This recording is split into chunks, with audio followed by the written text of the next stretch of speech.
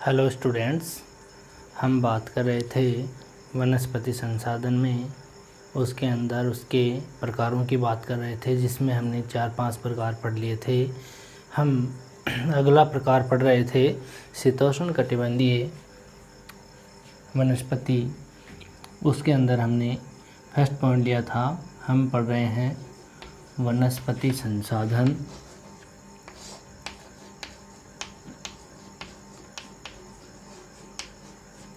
इसमें हम पढ़ रहे हैं, यहाँ पे अगला प्रकार पढ़ रहे थे शीतोष्ण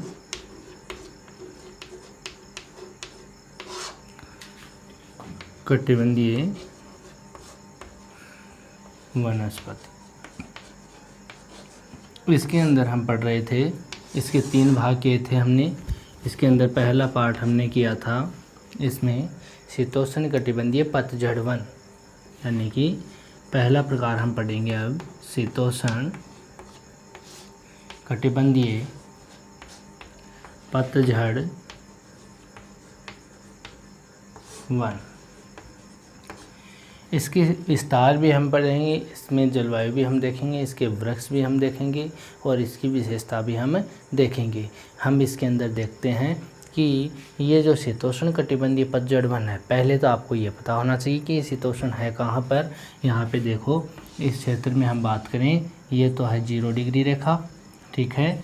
इस रेखा से कर्क रेखा तक, यहाँ तक कर्क रेखा तक और नीचे मकर रेखा तक का भाग होता है, इसे हम उष्ण कटिबंध कहते हैं। इस भाग को हम क्या कहेंगे? उष्ण कटिबंध कहेंगे। और हम जो बात कर रहे हैं अब शीतोष्ण कटिबंध की, वो शीतोष्ण कटिबंध कर्क रेखा से यहाँ आर्कटिक रेखा, यहाँ कौन सी रेखा है?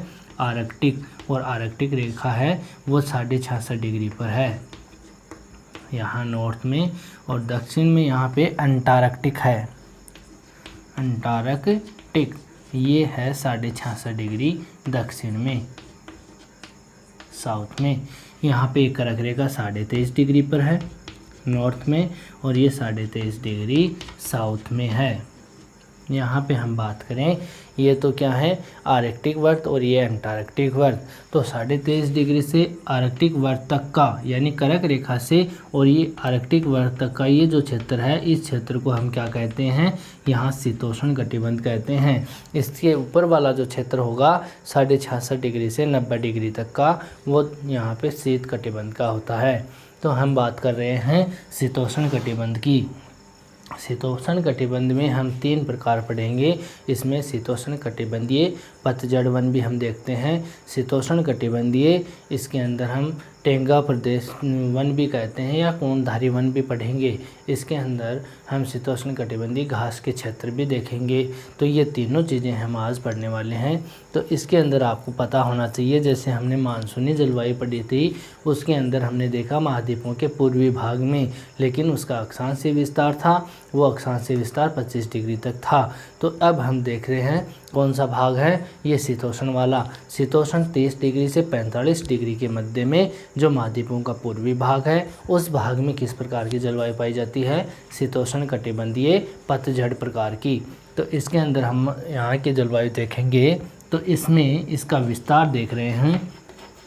विस्तार में, इसके विस्तार में हम देखें तो उत्तरी अमेरिका, ये कहाँ कहाँ पाया जाता है? उत्तरी अमेरिका में है, उत्तरी अमेरिका। पश्चिमी यूरोप में है, पश्चिमी यूरोप में। और ये मंचूरिया में भी है, मंचूरिया। ये यहाँ पे चीन का पूर्वी भाग है, उसमें भी है, चीन का पूर्वी भाग है। इसके अंदर हम जापान को भी लेते हैं। इसके अंदर हम दक्षिणी साइबेरिया को भी लेते हैं।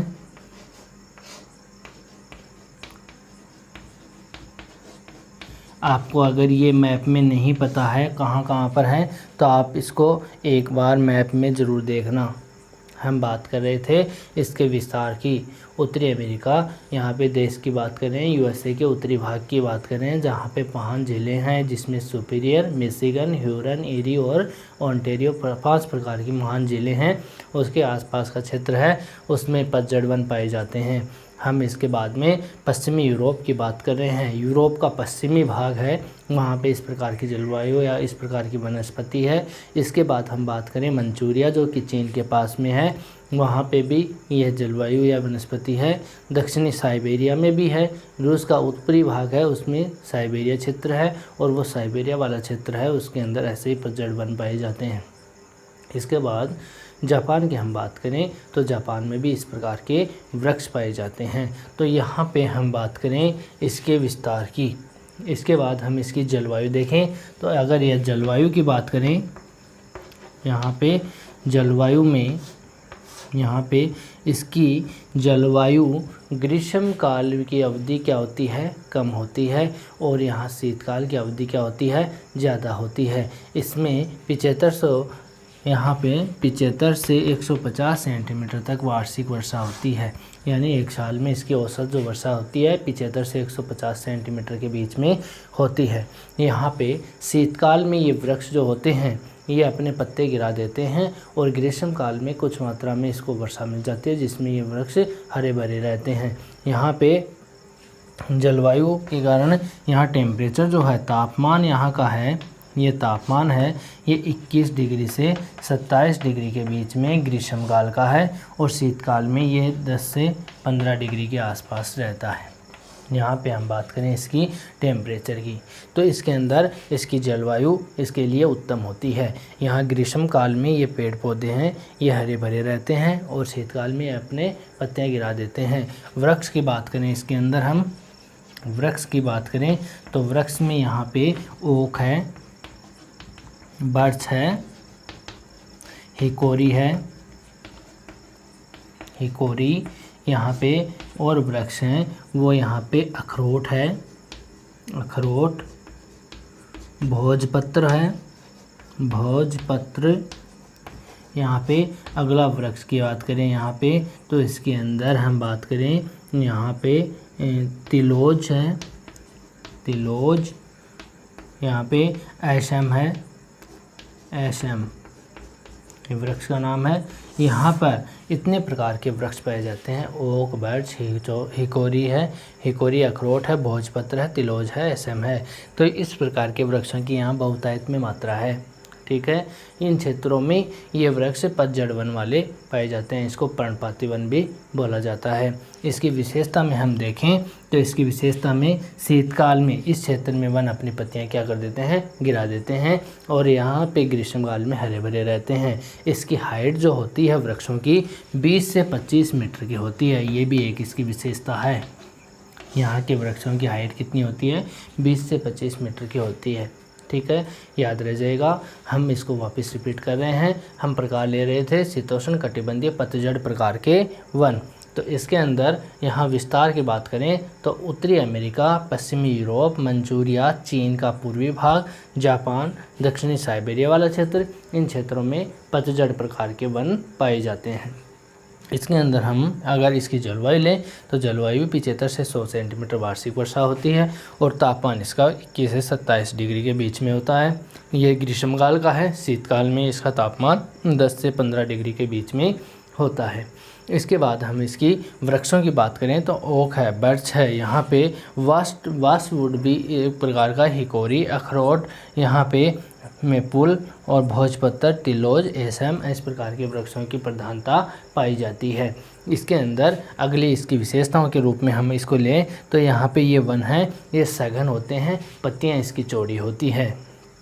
ये वृक्ष ये सघन होते हैं। ठीक है, यहाँ पे शीतकाल में ये वृक्ष अपने पत्तियों को गिरा देते हैं और ग्रीष्मकाल में ये हरे भरे रहते हैं। इसकी हाइट जो होती है वो 20 से 25 मीटर की होती है। तो यहाँ पे इस प्रकार की विशेषताओं के जो वृक्ष होते हैं ये हम पतझड़ प्रकार के वनों में लेते हैं। यहाँ पे अगला प्रकार हम जो पढ़ने जा रहे हैं उसका इसी के आगे का दूसरा पार्ट है, उसका नाम क्या है, यहाँ पे शीतोष्ण कटिबंधीय कोणधारी या टेंगा वन। ठीक है, ये तो याद रह जाएगा आपको। अगला प्रकार हम पढ़ रहे हैं शीतोष्ण कटिबंधीय कोणधारी वन। इसका अगला प्रकार है शीतोष्ण कटिबंधीय कोणधारी या टेंगा वन। पहले तो एक चीज़ आप समझ लीजिएगा, इसके अंदर जो टेंगा और टुंड्रा जो प्रदेश हैं वो प्रदेश केवल उत्तरी गोलार्ध में है। यहाँ पे हम बात करें, एक बार इसको देख लो, यहाँ पे हम बात करें ये जो क्षेत्र है, इस क्षेत्र में ये 0 डिग्री रेखा है, ठीक है। इस क्षेत्र, यहाँ क्षेत्र है कर्क रेखा वाला, भूमध्य रेखा वाले क्षेत्र है। इसके यहाँ पे 30 से 45 डिग्री का जो भाग होता है, इस भाग में यहाँ पर एक पतली पट्टी के रूप में ये जो पट्टी है ये टेंगा प्रदेश की है। ये याद रख लीजिएगा आप। टेंगा प्रदेश केवल उत्तरी गोलार्ध में है। ये उत्तरी गोलार्ध है और ये दक्षिणी गोलार्ध में है। दक्षिणी गोलार्ध में इसका विस्तार नहीं पाया जाता। उसका कारण क्या है? क्योंकि उत्तरी गोलार्ध है वो स्थल है, इसमें ज़्यादा क्या है, स्थलीय भाग है। केवल यहाँ पे अटलांटिक महासागर है, ठीक है। यहाँ पे पूरा का पूरा स्थलीय भाग है। यहाँ उत्तरी अमेरिका और इधर यहाँ पर यूरेशिया, यूरोप और एशिया वाला क्षेत्र है। तो यहाँ नीचे दक्षिण में देखें तो यहाँ अफ्रीका के बाद में पूरा का पूरा यहाँ सागरीय क्षेत्र है, जिसके कारण यहाँ पे कोई वनस्पति नहीं पाई जाती। क्योंकि यहाँ पे जो सागरीय वनस्पति पाई जाती है वो अलग बात है। यहाँ पे हम बात कर रहे हैं टेंगा की, जो स्थलीय वनस्पति है, यानी कि स्थलीय जो क्षेत्र है, यानी कि दक्षिणी गोलार्ध में वो नहीं है, उत्तरी गोलार्ध में। इसलिए टेंगा और टुंड्रा जो 2 प्रदेश ऐसे हैं जो कि उत्तरी गोलार्ध में है, दक्षिणी गोलार्ध में नहीं है। यहाँ पे ये क्या है, टेंगा, और टेंगा के ऊपर की जो पट्टी है यहाँ पे ये पट्टी क्या है, टुंड्रा की है। यहाँ पे टुंड्रा प्रदेश है। तो आपको ये दोनों चीज़ें याद रखनी है। टेंगा और टुंड्रा ऐसे क्षेत्र हैं जो कि उत्तरी गोलार्ध में स्थित हैं, दक्षिणी गोलार्ध में इसका कोई अस्तित्व नहीं है। तो यहाँ पे हम इस वृक्षों की बात करेंगे तो ये कहाँ पे हैं, केवल उत्तरी गोलार्ध में। इसके विस्तार की बात करें हम, इसके विस्तार की बात करें तो ये कहाँ पर है, ये उत्तरी अमेरिका में कनाडा में है। कहाँ पे है, कनाडा में है। और यहाँ पर ग्रीनलैंड में भी है, यहाँ पे ग्रीनलैंड, ये अलास्का में भी है, अलास्का में है, साइबेरिया में है और उत्तरी यूरोप में है, उत्तरी यूरोप में, ठीक है। आपको समझ में आ गया होगा। विश्व के मानचित्र में अगर इसको देखें, यहाँ पे ये वाला भाग है, ये विश्व के मानचित्र में अगर इसको देखें यहाँ पे, तो यहाँ ये यूरोप वाला भाग है। इधर की ओर देखें तो ये जो उत्तरी अमेरिका वाला पार्ट है, इस उत्तरी अमेरिका के पास में यहाँ पर इसका विस्तारीय क्षेत्र पाया जाता है, ठीक है। ये उत्तरी अमेरिका है, इस उत्तरी अमेरिका में ये अलास्का का क्षेत्र है, ठीक है। ये यूएसए का भाग है। इसमें ये जुड़ा हुआ तो किससे है, कनाडा से है। यहाँ पे 5 झीलें हैं, जो यहाँ पे सुपीरियर, मिशिगन, एरी, ओंटारियो और यहाँ पे एरी, ओंटारियो, और यहाँ पे ये 5 झीलें हैं। इस 5 झीलों के ऊपर जो ये देश है उसको कहते हैं हम कनाडा। इस कनाडा के यहाँ पे एक छोटा सा क्षेत्र है जो कि अलास्का है, जिसके अंदर टेंगा प्रकार की वनस्पति पाई जाती है। यहाँ पे हम इस ग्रीनलैंड को लेते हैं। ग्रीनलैंड के बाद में अगर हम बात करें, अलास्का की कर ली हमने, कनाडा की बात कर ली। कनाडा कौन सा है, ये वाला क्षेत्र है, ठीक है।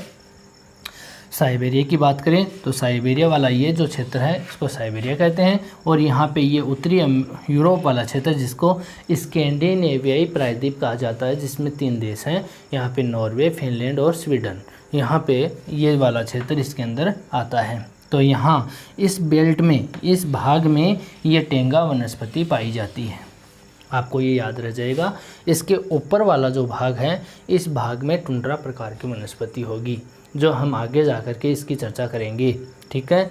यहाँ पे इतने प्रकार के इस क्षेत्र में इसका विस्तारीय क्षेत्र पाया जाता है। इसकी जलवायु को लें, इसकी जलवायु को हम अगर लें, जलवायु को, तो इसके अंदर वार्षिक वर्षा क्या होती है, कम होती है, जो कि कितनी होती है 25 से 50 सेंटीमीटर के बीच में होती है। कितनी होती है 25 से 50 सेंटीमीटर के बीच में होती है। ठीक है, यहाँ पर टेम्परेचर जो होता है वो ग्रीष्म काल में यहाँ पे 6 डिग्री सेंटीग्रेड होता है। याद रखना इसको, इसका टेम्परेचर जो है वो ग्रीष्म काल में कितना है, ग्रीष्म काल में इसका टेम्परेचर है वो 6 डिग्री सेंटीग्रेड का है। ठीक है, यहाँ पे और शीतकाल में क्या होता है, शीतकाल में इसका टेम्परेचर हिमांक बिंदु से नीचे होता है। हिमांक बिंदु से नीचे। अब बहुत से बच्चों को हिमांक बिंदु नहीं पता। यहाँ पे हम हिमांक की बात करें तो हिमांक बिंदु स्नो लाइन इसको कहते हैं। ये स्नो लाइन जो होती है, स्नो लाइन ये हिमांक बिंदु की रेखा होती है। हिमांक बिंदु ये क्या होता है, इस टेम्परेचर पर यानी कि 0 डिग्री टेम्परेचर होता है हिमांक बिंदु पर, और वहाँ से अगर नीचे जाएगा तो माइनस में टेम्परेचर होगा, और माइनस में जहाँ पे टेम्परेचर होता है वहाँ पे जो पानी होता है, जल होता है, वो बर्फ़ में बदल जाता है। यानी कि वहाँ पे जो वर्षा भी होगी वो भी हिमपात के रूप में होगी।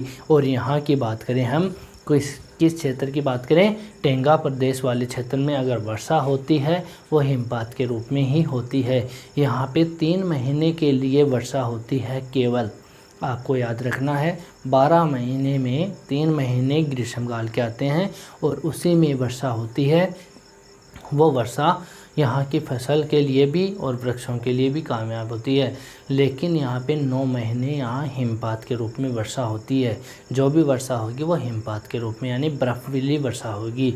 यानी बर्फीली वर्षा क्यों होती है, क्योंकि उस क्षेत्र में जो वर्षा के कारण उसका टेम्परेचर है, टेम्परेचर माइनस में जाता है, और माइनस में वहाँ का टेम्परेचर होने से जो जल की बूंदें वो बर्फ़ में बदल जाती हैं, और वहाँ पे धीमे धीमे वर्षा हिमपात के रूप में होती रहती है। यहाँ के जो वृक्ष होते हैं, कोणधारी जो वृक्ष होते हैं, उनके पत्ते नुकीले होते हैं। नुकीले इसलिए होते हैं कि वहाँ के वृक्ष उस जलवायु के अकॉर्डिंग ढलते हैं। अगर नुकीले नहीं होते तो बर्फ़ उन पे जम जाती और वहाँ के वृक्ष नष्ट हो सकते थे। लेकिन वहाँ के जो वृक्षों की पत्तियाँ हैं वो नुकीली होने के कारण जो बर्फ़ उसके ऊपर गिरती हैं वो उनके ऊपर टिक नहीं पाती और नीचे गिर जाती हैं, जिससे वो उसके पत्ते बचे रहते हैं। यहाँ के जो वृक्ष हैं उनको हम कोणधारी वन या बोरियल वन भी कहा जाता है। इसको हम क्या बोलते हैं, इस नाम को याद रख लेना, ये नाम आपको आगे ऑब्जेक्टिव के क्वेश्चन में हेल्प करेगा। यहाँ पे के जो वृक्ष हैं इनको हम क्या कहते हैं, बोरियल। इन वृक्षों को कहते हैं हम कोणधारी जो वन होते हैं या वृक्ष होते हैं, इन वृक्षों को हम क्या कहते हैं, बोरियल वृक्ष कहते हैं। यहाँ के जो मानव समुदाय है, जो लकड़ी काटने का समुदाय होता है, उसको हम लंबरजैक बोलते हैं। क्या बोलते हैं, लंबरजैक। इसको हम लंबरजैक बोलते हैं। इसका लंबरजैक का पूरा आर्थिक समुदाय है वो इस लकड़ी पे ही आश्रित होता है। यानी कि यह लकड़ी को काट करके उसको बेच करके अपनी रोजी रोटी कमाते हैं। यहाँ पे इस समुदाय को, इसको क्या कहते हैं, लंबरजैक कहते हैं। जो मानव समुदाय है उसको, यहाँ की जो लकड़ी होती है वो मुलायम होती है, और मुलायम लकड़ी होती है, और एक ही प्रजाति के वृक्ष एक जगह ज़्यादा अधिक होते हैं। और यहाँ के जो वृक्ष हैं उनके नीचे यहाँ पे लताएँ, झाड़ियाँ और बेल जो होती हैं वो नहीं हो पाती, जिसके कारण इन वृक्षों को काटने में सुविधा होती है और वहाँ पे आवाजाही में, आवागमन में सुविधा रहती है। यानी कि जो परिवहन या ट्रांसपोर्ट जो हम करते हैं उसमें भी सुविधा होती है, जिसके कारण यहाँ के जो वृक्ष होते हैं, कोणधारी वृक्ष, इनकी यहाँ पे विनिर्माण उद्योगों में अधिक मांग होती है। और वहाँ पे ये जो वृक्ष हैं इनकी लकड़ी को काम में लेते रहते हैं। काम में कहाँ लेंगे, एक तो कागज़ की लुगदी बनाएंगे इस वृक्षों से, और यहाँ पे कागज़ भी बनता है, और यहाँ से दिया सिलाई भी इन लकड़ियों से बनाई जाती है। तो आपको समझ में आ गया होगा कि ये कोणधारी वन कितने इम्पोर्टेंट है। ठीक है, हम वापस रिपीट कर रहा हूँ 1 सेकंड के लिए। यानी इसके अंदर हम कोणधारी वृक्षों को पढ़ेंगे। ये टेंगा वन उत्तरी गोलार्ध में है और यहाँ पे जो जलवायु है वो यहाँ जलवायु ग्रीष्मकाल छोटी अवधि का होता है और शीतकाल लंबी अवधि का होता है। वर्षा यहाँ पे 25 से 50 सेंटीमीटर के बीच में होती है।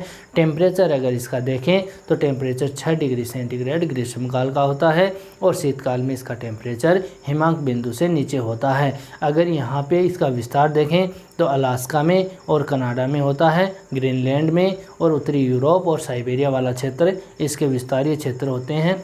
ये उत्तरी गोलार्ध में ही पाए जाते हैं। कोणधारी वनों को हम बोरियल भी कहते हैं। ठीक है, इन कोणधारी वृक्षों की लकड़ी मुलायम होने के कारण इसकी कटाई अधिक होती है। इनकी विशेषताओं में हम अगर देखें तो इसकी विशेषता यही है कि ये कठोर नहीं मुलायम लकड़ी होती है। इसकी प्रजाति एक जगह ज़्यादा मिलते हैं, एक ही प्रजाति के ज़्यादा वृक्ष एक जगह मिल जाते हैं।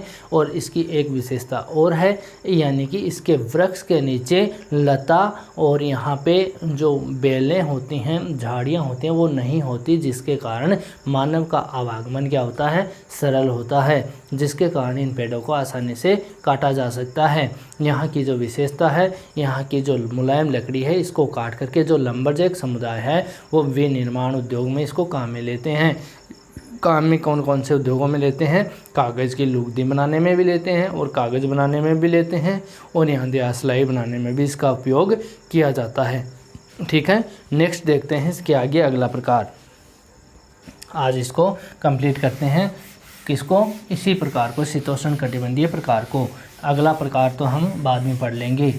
इसके अंदर हम बात करें अगले प्रकार की, तो वो प्रकार कौन सा है? वेरी वेरी इंपॉर्टेंट प्रकार है शीतोष्ण कटिबंधीय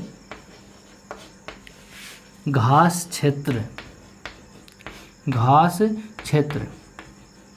वेरी वेरी इंपॉर्टेंट। आपको ऑब्जेक्टिव में इससे एक क्वेश्चन आपको अवश्य मिल जाएगा। आपको ये याद रखना है इसके क्षेत्र कौन कौन से हैं, इसका विस्तार कहाँ कहाँ है। किसका? शीतोष्ण कटिबंधीय घास क्षेत्र का।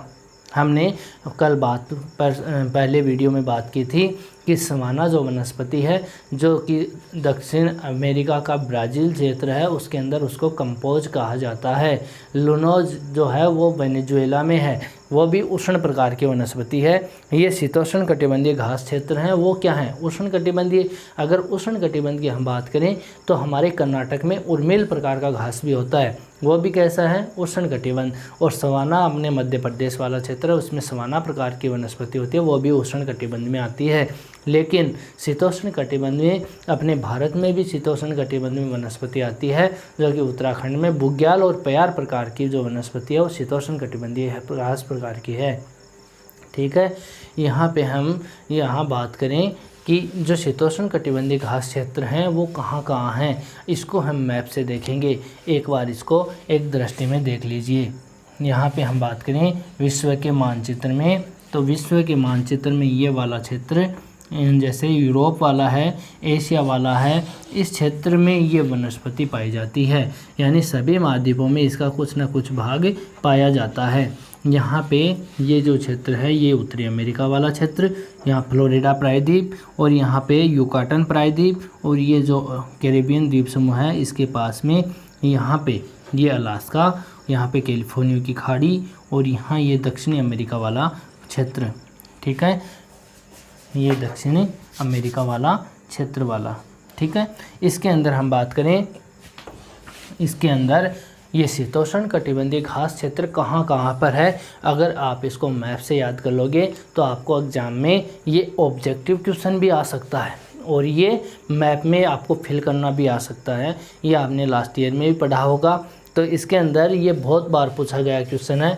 जैसे आपको मैप में दे दे कि पंपास कहाँ है, आपको दे दे पंपास कहाँ है, या 3 शीतोष्ण कटिबंधीय घास के जो क्षेत्र हैं उनका नाम दे दे और एक उष्ण कटिबंधीय दे दे, तो आपको ये कह देगा असंगत है। तो असंगत के अंदर आप किसको छांटोगे? उष्ण कटिबंध को छांटोगे, क्योंकि 3 तो एक शीतोष्ण प्रकार के हो गए और उष्ण एक प्रकार का हो गया। या आपको 3 उष्ण दे देगा और एक शीतोष्ण को अलग करने को कह देगा। तो आपको ये जो क्षेत्र है शीतोष्ण कटिबंधीय घास वाले क्षेत्र, ये आपको याद करने हैं।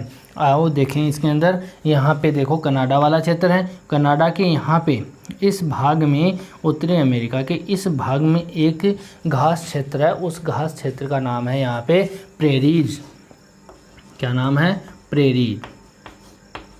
ठीक है, ये याद रख लेना। यहाँ पे कहाँ पर है? उत्तरी अमेरिका में है। इसका विस्तार हम पढ़ रहे हैं। तो इसके अंदर दूसरा हम बात करें यहाँ पे यूरेशिया वाला क्षेत्र। इस क्षेत्र में यहाँ पर ये जो क्षेत्र है यूरेशिया वाला, यूरोप और एशिया दोनों का, तो यहाँ पे इसको क्या कहते हैं? स्टेपी, स्टेपीज कहते हैं, स्टेपी कहते हैं। ठीक है, स्टेपी किसको कहते हैं? अर्ध शुष्कीय घास क्षेत्र होते हैं, अर्ध शुष्क वाला उसको स्टेपी कहा जाता है। यहाँ पे हम बात करें, यहाँ तो हो गए लुनोज और कंपोज, ये वेनेजुएला देश है, इसके अंदर लुनोज है। यहाँ ये जो ब्राज़ील वाला क्षेत्र है इसमें कंपोज है, ये उष्ण कटिबंध का हो गया। हम जो पढ़ रहे हैं शीतोष्ण कटिबंध के घास क्षेत्र पढ़ रहे हैं। तो यहाँ पे जो ये दक्षिण अमेरिका है, इसके यहाँ पे अर्जेंटीना ये देश है, इस अर्जेंटीना देश में यहाँ पे एक क्षेत्र है ये शीतोष्ण घास वाला, इसको हम कहते हैं पंपास। क्या कहते हैं?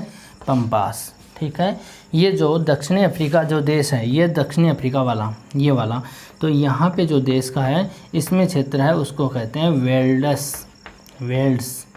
ठीक है, और दक्षिण ऑस्ट्रेलिया में इस भाग में है उसको कहते हैं हम डाउन्स।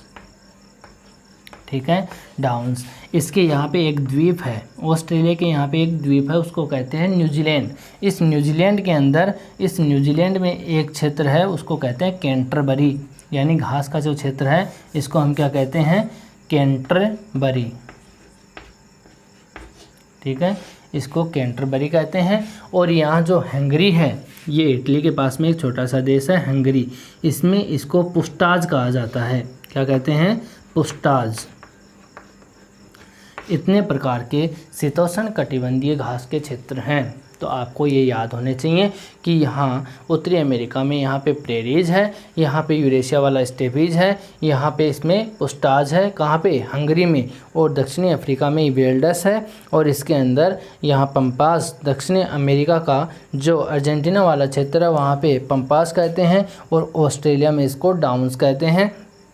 ठीक है, यहाँ पे ये जो न्यूजीलैंड है इसके अंदर इसको कैंटरबरी कहा जाता है। ठीक है, यहाँ पे ये आपको याद रखने हैं।